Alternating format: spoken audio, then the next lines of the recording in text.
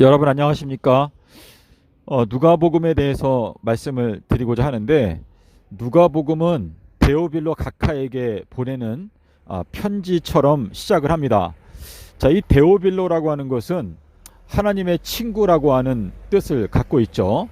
자, 데오빌로 각하, 이 각하라고 하는 것은 엑설런트라고 하는 뜻을 갖고 있는데, 원어를 보게 되면 이제 가장 강한 자 또는 가장 존귀한 자 이렇게 되어져 있습니다.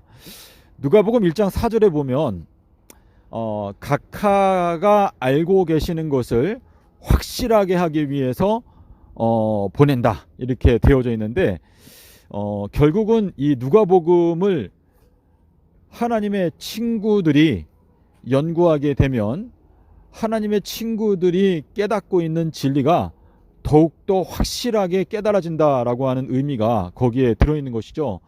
요한복음 15장 15절에서 내가 너희들을 이제 종이 아니고 친구라 하노니 이는 하나님 아버지께서 나에게 보여주신 것들을 내가 남김없이 다 너희들에게 알려주었다. 예수님의 12 제자들이 예수님의 친구가 되었던 시점은 서기 30년에 친구가 되었죠. 그 전에 친구로 나타났던 사람은 침례 요한이, 요한복음 3장 29절에 보면 침례 요한이 친구였는데, 침례 요한은 서기 26년에 그때 이미 예수님의 친구가 되었던 것이죠. 자, 그래서 이 데오빌로 각하에게 보내는 이 누가복음의 내용을 살펴보게 되면 저희가 성령을 받기 전과 성령을 받은 후에 차이점을 분명하게 알 수가 있습니다. 누가복음 18장 33절 34절에 보시면 제3일에 부활하리라 라고 말씀하셨지만 그 말씀을 제자들이 하나도 깨닫지 못하였는데, 이는 그 말씀이 숨겨진 상태이고 제자들이 성령을 받기 전이었기 때문에. 자, 요한복음 7장 39절에 보면 예수께서 아직 영광을 받지 못하신 고로 아직까지 성령이 제자들에게 함께 계시지 아니하더라. 자, 예수님께서 십자가에서 죽으실 때까지는 성령이 제자들과 함께 계시지 않았습니다. 자, 그런데 예수님께서 부활하셨을 때 제자들에게 숨을 내쉬며 가라사대 성령을 받으라 라고 말씀을 하셨고, 그때에 제자들의 마음을 열어서 제3일에 대하여 깨닫게 해 주셨다라고 누가복음 24장 45절 46절에 기록되어져 있죠. 자, 그래서 이 성령을 받기 전과 받은 후에 분명한 차이점이 있는데, 오늘날도 역시 마찬가지로 저희가 성령을 받게 되면 제3일에 대해서 분명하게 깨닫게 되는 것이고, 그 성령을 받기 전에는 제3일에 대하여 엉뚱하게 해석하고 엉뚱하게 믿고 있는 것이 된다는 의미가 되겠죠. 고린도전서 15장 1절과 4절에 보시면 사도 바울이 내가 여러분께 전해드린 복음은 예수님께서 성경대로 제3일에 부활하신 그 진리다. 자, 예수님께서 내가 제3일에 부활한다라고 말씀하셨는데, 내가 제3일에 완전하게 된다.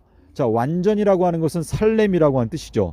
누가복음 13장 32절에 보시면 제3일에 완전하게 된다라고 말씀하셨는데, 그 누가복음 19장 42절에 보면 평강에 관한 진리가 너희들의 눈에 숨겨져 있다. 자, 여기에도 숨겨져 있다라고 하는 말씀이 나오는데, 평강의 진리가 숨겨져 있다. 자, 주님께서 제3일에 부활한다. 하지만 그 말씀이 숨겨져 있다. 그러니까 제3일은 완전, 살렘, 평강. 근데 그것이 숨겨진 진리다라고 말씀을 하고 계시는 것입니다.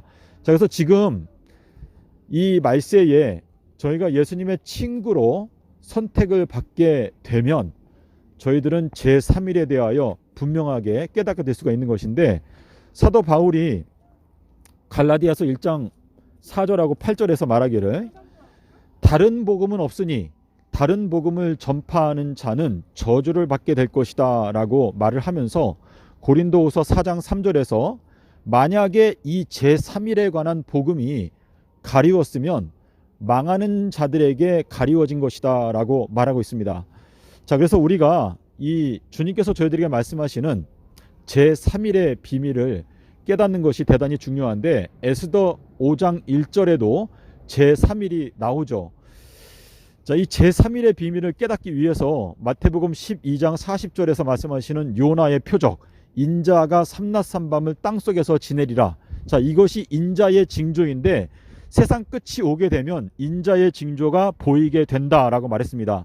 자, 인자의 징조는 창조주께서 인자가 되셔서 십자가에서 죽으심으로 죄인들을 구원하겠다라는 그 구원의 계획인데, 그 구원의 계획을 말씀하실 때 인자가 삼낮 삼밤을 땅속에서 지내리라 라고 말씀하셨는데, 이것을 비둘기의 표적이다 라고 말했습니다.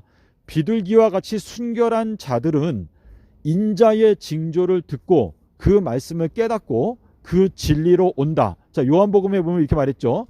진리를 좇는 자는 빛으로 오나니 이는 자기 행위가 하나님 안에서 행한 것임을 나타내려 함이니라. 하지만 악을 행하는 자는 빛으로 오지 아니하나니 이는 자기 행위가 드러날까 봐 부끄러워서 빛으로 오지 아니한다라고 말했습니다. 자, 주님께서 이 마지막 때 아버지께서 이끌지 아니하시면 아무라도 내게로 올 수 없다라고 하는 그 말씀은 아버지께서 구름 속에서 말씀하고 계시죠. 너희들은 내 사랑하는 아들의 말을 들어라. 마태복음 17장 5절에 이게 구름 속에서 들리는 아버지의 음성을 들어야 저희가 구름 속으로 끌어올려져서 그 공기 중에서 주님을 영접하게 되는 것인데, 많은 사람들이 구름 속으로 끌어올려지기를 바라지만 아버지께서 하시는 음성을 순종하지 않기 때문에, 다시 말해서 아들의 음성, 예수님께서 말씀하신 그 음성을 귀담아 듣지 않기 때문에 진리가 보이지가 않는 것입니다. 예수님께서 서기 30년에 돌아가셨고 4월 5일 수요일 날 십자가에서 죽으시고 목금토를 땅속에서 지내시고 일요일에 부활을 하셨습니다.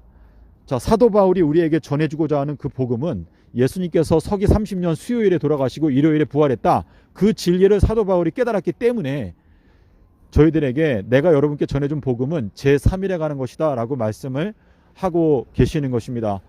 자, 우리가 데오빌로, 하나님의 친구들로 선택을 받고자 하는 분들은 누가복음 19장 42절과 누가복음 18장 33절 34절에 있는 말씀, 그리고 누가복음 13장 32절에 있는 말씀을 잘 연구하시면, 자, 예수님께서 부활하신 날짜가 일요일인데 그 날짜가 제3일입니다.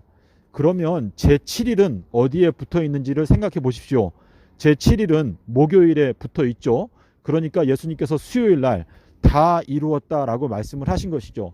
그래서 예수님께서 시간의 왕이시고 모든 만물의 왕이시기 때문에 예수님께서 일주일의 가운데, 다니엘서 9장 27절에 말씀하신 대로 일주일의 가운데 시간에서 다 이루었다라고 말씀하실 때 그 시간이 여섯째 날에 의미가 있는 것이고, 그 다음 날은 제7일 큰 안식일이었죠. 요한복음 19장 31절.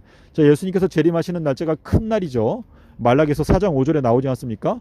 그래서 이 큰 날 아비벌 15일, 그날이 목요일이었어요. 그래서 여섯째 날 죽으시고 일곱째 날, 첫째 날, 둘째 날을 땅속에서 지내시고 셋째 날 부활을 하셨습니다.